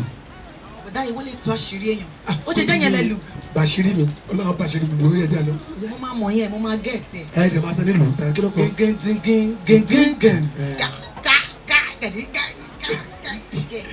ẹ gbọ́. ẹ kì í dalẹ̀. ẹ sọ láti bẹ̀rẹ̀ wọ́n ní gàgẹ́gàgẹ́. ọmọ Mushin olóòṣà. ó di ní. wọ́n ní ẹni bá bínú adalẹ. no a kì í dùn mẹ́. a kì í gbógun. ẹni bá dalẹ̀ á bá lọ ẹ jù wọ́n sí kọ̀ǹga. kọ̀ǹga ẹ jù wọ́n sí kọ̀ǹga. láìṣẹ̀ láìrò ẹ lọ máa jù wọ́n sí kọ̀ǹga. ta ló lù olórí wo ló lù. àwọn èèyàn pọ̀ tó ń lù dáadáa ṣùgbọ́n olórí kan ló kọ́kọ́ lù. famous àjọpẹ́ Mushin náà ni o wọ́n popular is my friend Pasoni. Pasuma ló kọ́kọ́ lù. Pàṣọ ni ogun àwọn èèyàn ti wò pé mo máa jì í. Olúwa ṣeun. Kí Wasiu Ayinde tó lù K1 the ultimate lóòótọ́ àti lódodo Pasuma ọ̀gá ńlá fújì káfùtà ló kọ́kọ́ lù. That's the truth. Ẹ bá fi fúlẹ̀ àtọ́jọ́ ó ti pẹ́ gan. Ẹ̀hẹ́n ọ̀bọ̀ Pàṣọ ni mo fi pé Pàṣọ ló lù òfin ìlànà lọ́kọ́ lọ́kọ̀ yín kì í ṣe ń ta. Pàṣọ ló lù lọ́kàn mi. Ẹ bá alùkejì fún wọn lọ́rọ̀ ká gbọ́.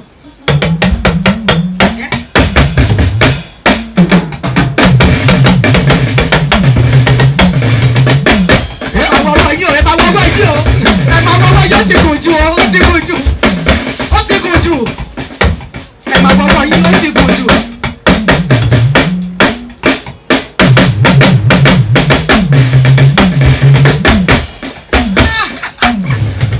Ọjọ́ agbára náà. Baba wa Abusomide is so proud of you too. God bless you, my father. I can't love you less, my godfather. Can't love you less. God bless you. Torí pé táyà bá dáwọn àgbà tó tọ́ dáadáa tó tọ́ mọ sọ́nà. Tọ́ba bẹ́ẹ̀ lọ́wọ́ tèmi kẹta ni wọ́n mọ dẹ̀ mi ẹ tó tó mi Abusomide Osomide ni.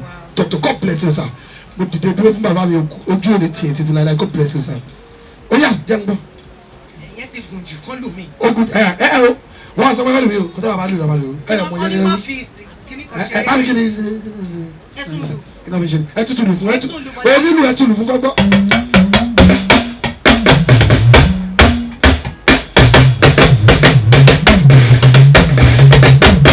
àwọn kan tẹ̀ tí yẹ fún yín báyìí àwọn tí ń sọ̀rọ̀ gan Wùmí Ànúlá ó ní òpèsèrè ní nà ìṣì tó ti ń bá yín sọ̀rọ̀. Ṣẹ́gun Nábì ló lù. Ṣẹ́gun Nábì ló lù. ló lù. Má kíní kan sọ́gbà ẹ ṣáà ṣe pàtẹ́wọ́ sí mi ìmọ̀ràn tó jẹ́ o. ọ̀rẹ́ yẹn lọ́wọ́ gbogbo ìjọ ojú ọjọ́ mi. Mi ní ṣubú lójú gbogbo èèyàn. Ó yá ẹlù kẹta lọ́rọ̀ kí n gbọ́.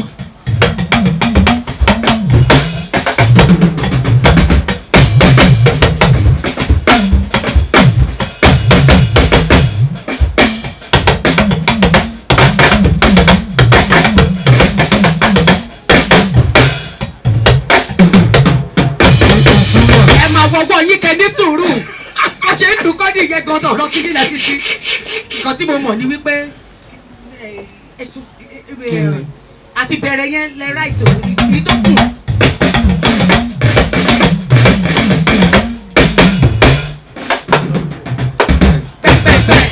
Bẹ́ẹ̀ bó ṣe ibi ẹ̀gọ́ lè fi stop sí. Ẹ gbàgbé bó ṣe lù ìtumọ̀ lù ní kí ẹ sọ fún akẹ́kẹ́ sẹ́ni tó lù ẹ fọ̀rọ̀ ọlẹ́fọ̀rọ̀ lọ́rọ̀ ó yá.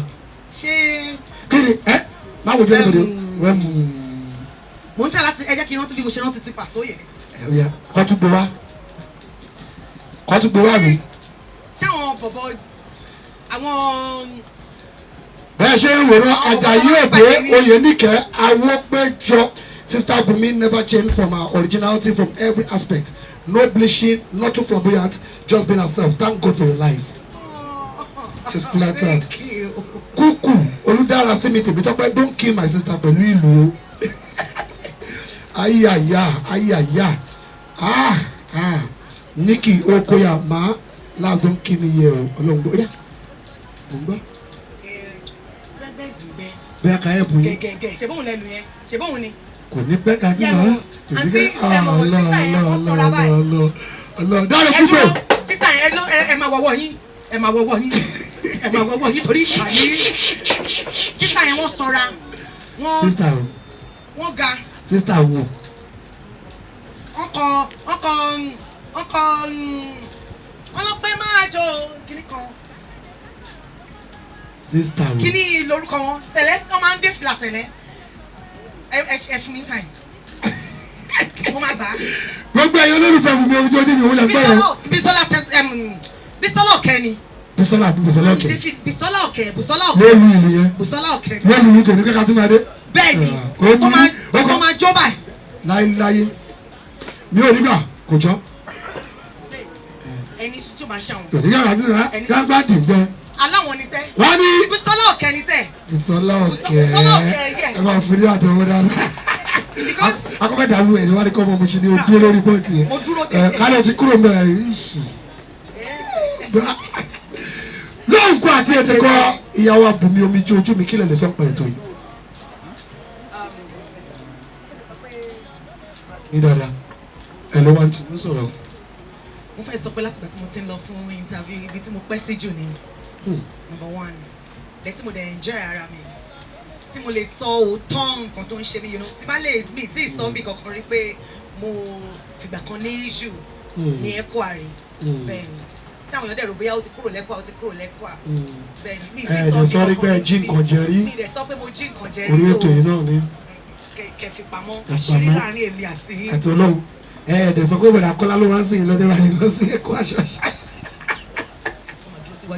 ọmọdé sọ bọ̀dà Kọ́lá máa dó sóbi ṣọ́ọ̀ṣì tí wọ́n fi ṣe tán ńgbà ẹ̀kẹ́ ice water ni kò sí pure water o.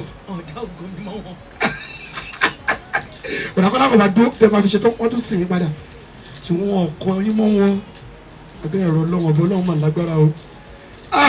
ó dùn yín bọ̀dà Kọ́lá náà lè máa wà báyìí abẹ́ ṣe máa ń gbòòrò wọn. no kí ló ṣẹlẹ̀ ṣọ́ọ̀ṣì wà láyé kí ló ṣẹlẹ̀ kò sí kan tó ṣẹlẹ̀ ṣọ́ọ̀ṣì wà láyé. kí ló ṣẹlẹ̀ jọ mẹ́kù ni. ṣe máa ń bá wọn sọ̀rọ̀ ẹ ṣì máa ń sọ̀rọ̀ kì í ṣe ọmọ tí bùnmi nígbà tí máa ń sìn lọ ṣọ́ọ̀ṣì.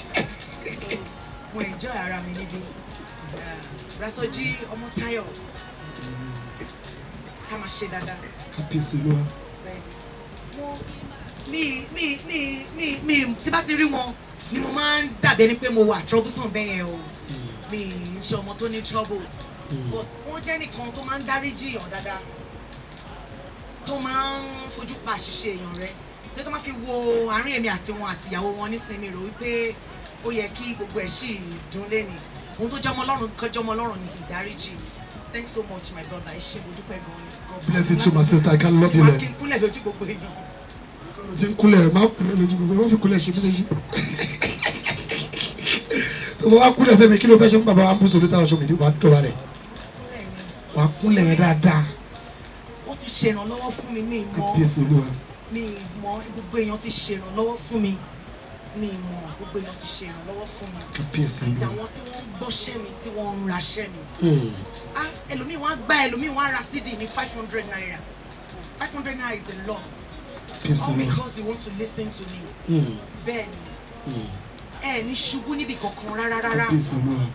owó òdẹ ní tán lọ́wọ́ yín tí mo ṣe ń sọ Kábíyèsí àwọn 100 naira yín ló mú mi big báyìí o mi dẹ̀ tí débi tí mo lọ 100 naira yín 200 naira yẹn òun ló gbé mi débi tí mo ó ṣàti mú àkísà kúrò lọ́rùn mi tí mo ti lè wọ nǹkan tó wù mí ẹ ṣe gan ni ọ̀run ò ní tìmọ̀ yín o nínú 2021 yìí ẹ máa rí ti ń ṣe àwọn tí gbogbo wa pátá kò sẹ́ni tí ò pàdánù kankan ní 2020 gbogbo ohun tí gbogbo wa ti pàdánù 2021 ọdún ìkórè wa lélẹ̀ wà á rí tiẹ̀ ṣe ọdún yìí ọdún ayọ̀ rẹ ni.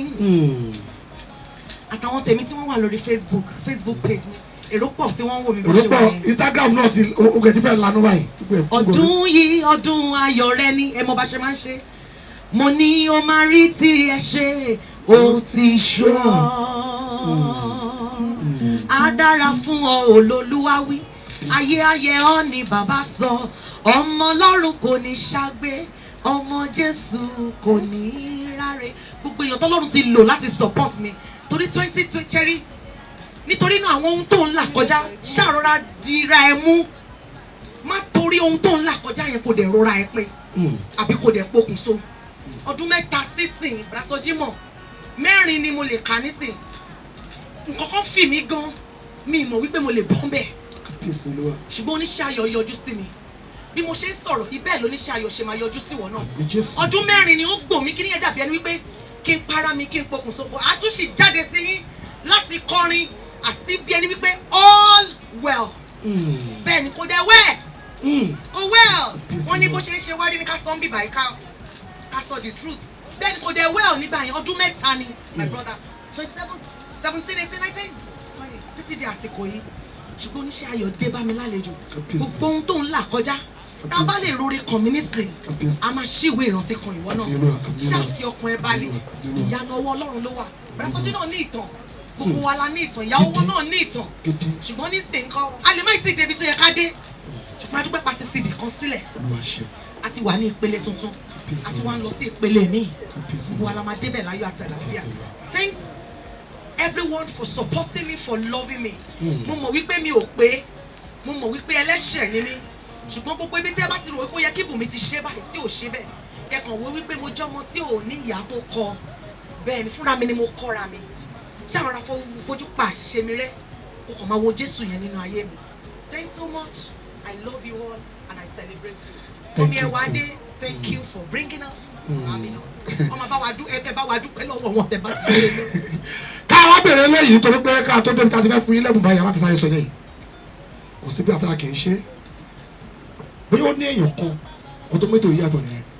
Tẹ́ ẹ rò pé ẹ ti ṣẹ̀rí lọ́kàn yín dẹ̀ máa wò pé máa tọrọ ìdáríjì ẹ̀ṣẹ̀ lójú gbogbo èèyàn lọ́jọ́ kan. Àbí ó ń bí kí n sọ pé ẹni yìí sọ́ọ̀rì. Bẹ́ẹ̀ ni ẹ ti ẹ̀wọ̀ wá báyìí bí ó wọ̀ wá báyìí. Ìṣẹ̀dẹ̀ àárẹ̀ pé ẹ sọ pé sọ́ọ̀rì ṣáà ní èèyàn bẹ́ẹ̀. Bẹ́ẹ̀ni yẹn ò sí bí bẹ́ẹ̀ni yẹn ò wọ̀ wá báyìí ìṣẹ̀dá ẹ̀ máa gbọ́ pé sọ pé sọ́ọ̀rì fún ṣó lẹ́ńtẹ́ ẹ̀ tí ẹ̀ rò pé ẹ̀ṣẹ̀rí knowingly or unknowingly tẹ̀kọ̀ rò pé ó yẹ sọ pé I am sorry fún òun la máa fi kẹ́sẹ̀ ètò yìí lẹ̀. It's always an avenue for you to say forgive me for anybody you must have offended. Can you still remember? ṣèjọba dẹ̀ náà wọ́n tẹ́ ẹ̀ ṣẹ̀ tẹ́ ẹ̀ mọ̀ pé ẹ̀ ṣẹ̀ kọ́ ṣe kí ni kọ́ lọ́la Jésù mọ̀ yín lára. Owó ti jọjú àti gbogbo. Ní báyìí ẹ jẹ́ àwọn afún yín láwọn ẹ̀bùn yín lọ́kọ̀ ọ̀dọ̀kan ẹ máa gbé lẹ́yìn kọ̀ọ̀kan ní ẹ̀dẹ̀ mo máa dúpẹ́ àbọ̀ gidi ẹ nídìí kí. Mo nídìí bullion van nǹkan tí mo rí bí ó ní agbára gan mi ní sunlélẹ̀ ni o máa ń ra wá ní arrest guest house kan tí máa torí ẹrù yìí kò ẹ lè lọ sùn sólì sí i olè sí i bá a ṣe fẹ́fẹ́ fún yẹn olè sí i hotel and suite tọ́lá wọn náà wà nù alátìlẹyìn wa dáadáa wọ́n bọ̀.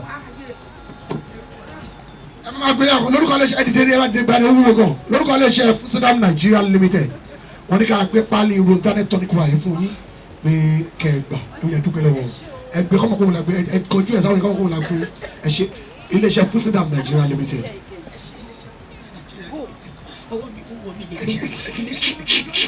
ẹ máa bá wọn gbé kíákíá ọ̀gá tó iléeṣẹ́ yẹn náà ní ká gbé lè fún yín ẹ lè gbé fáwọn àgbàlagbà dìròyè o ṣìnàbí iléeṣẹ́ yẹn náà ní iléeṣẹ́ Fusidam náà ní ká fún yín dìròyè tó Kick Closet láti Àjà wọn náà aṣọ kan náà tún ṣe ń bọ̀ wọn ní ká kọ́ gbé lè fún yín náà láti Àjà Kick Closet wọn ní ká gbé fún yín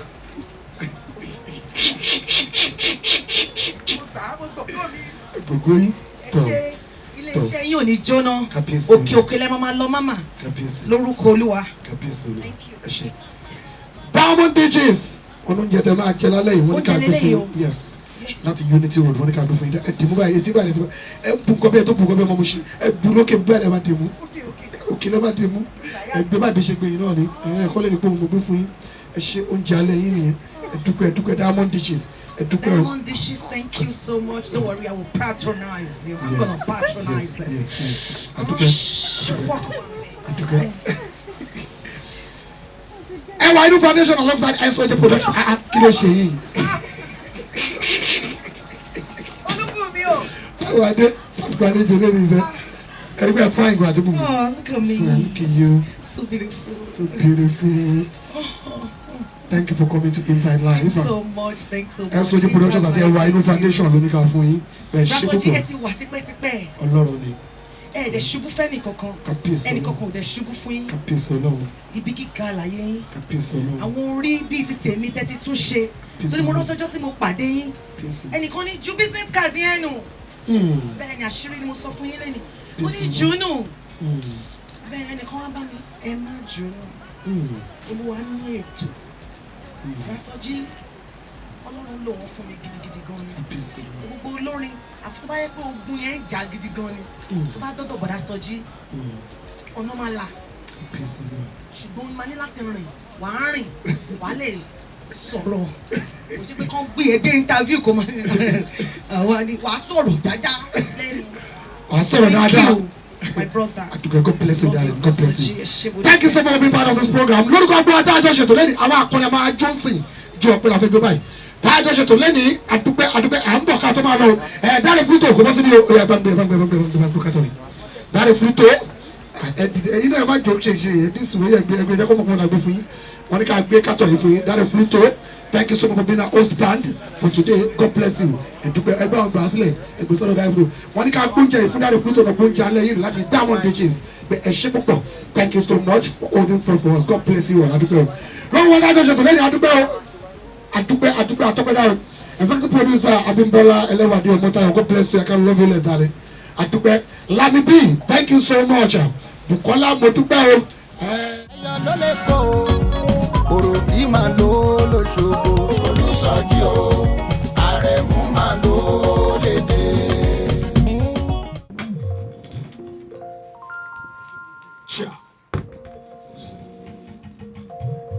On the beats. Skoskola. Gbogbo ayé lè Jésù ká. Àgẹ̀ ẹ wọlé fún. Àgẹ̀ ẹ wọlé fún. Ó ẹ mú adé ọba. Ṣé lọ́ba? Àlọ́ba, àlọ́ba, àlọ́ba.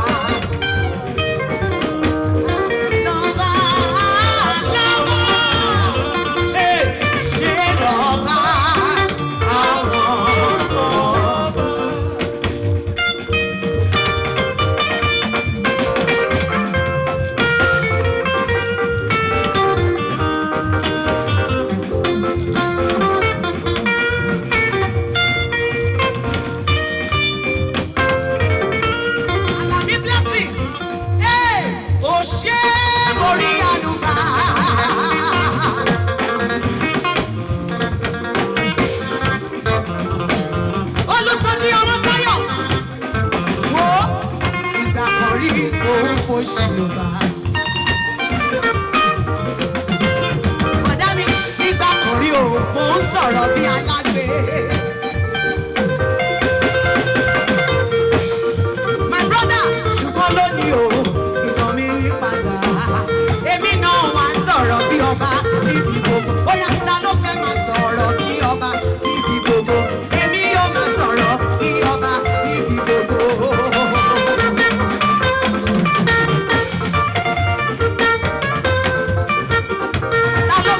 Sọ̀rọ̀ bí ọba aláṣẹ́gbẹ́dẹ́ Olúbùkọ́lá Láre Fúlútò ta ló fẹ́ máa sọ̀rọ̀ bí ọba tó pariwo sọ̀rọ̀ bí ọba.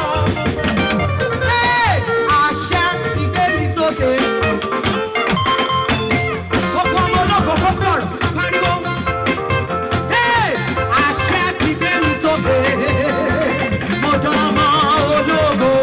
Àṣẹ ti gbé mi sókè, mo jọ ọmọ ológo. Àṣẹ ti gbé mi sókè, mo jọ ọmọ ológo. Àṣẹ ti gbé mi sókè, mo jọ ọmọ ológo. Ó dáná ìlú màdé.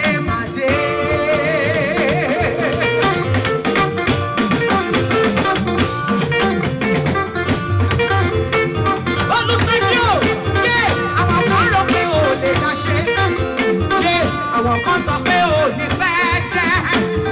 Dáre àṣẹ lójú àmọ́ kókó bí kílẹ̀ ò dá mọ́. Ẹ̀wọ̀n adé òkè wọn lárọ́ lẹ́kọ̀ọ́ láì ṣe pé wọ́n gbé. Ọjà wo la fọ́jú lẹ́tà tòwó máa pé. Agbára rẹ̀ kọ́ bàbá bẹ̀. Àgbẹ̀rẹ̀ kan sọjí kì í ṣe pé ó dára. Igi lẹ̀ ẹ pariwo igi lẹ́yìn ọgbà mi. Igi lẹ́yìn ọgbà mi.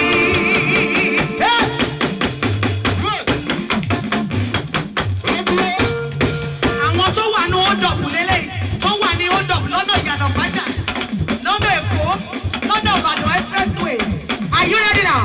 Are you ready now? Mú ọwọ́ ẹni kọ́kọ́ ju ọwọ́ ẹ̀ sókè. Wàá pariwo. Ògòlùwà ti yọ lára. Ògòlùwà ti yọ lára. Àwọn ọmọ ológo nìyẹn inú ó dọ̀bù lọ́wà. Ẹ pariwo.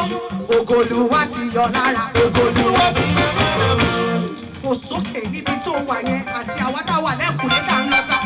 Ògòlùwà ti yọ lára. Ògòlùwà ti yọ lára. Ọ̀dọ́ mi fò sókè. Ayé yọrí o. Ayé yọrí o. Ayé yọrí o. Ayé yọrí. Ayé yọrí o. Ayé yọrí o.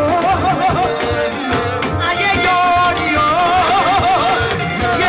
Ògòlùwà ti yọ lára. Ògòlùwà ti yọ lára. Ó yẹ wojú ẹnìkan wá. wá ṣe báyìí sí. Yé!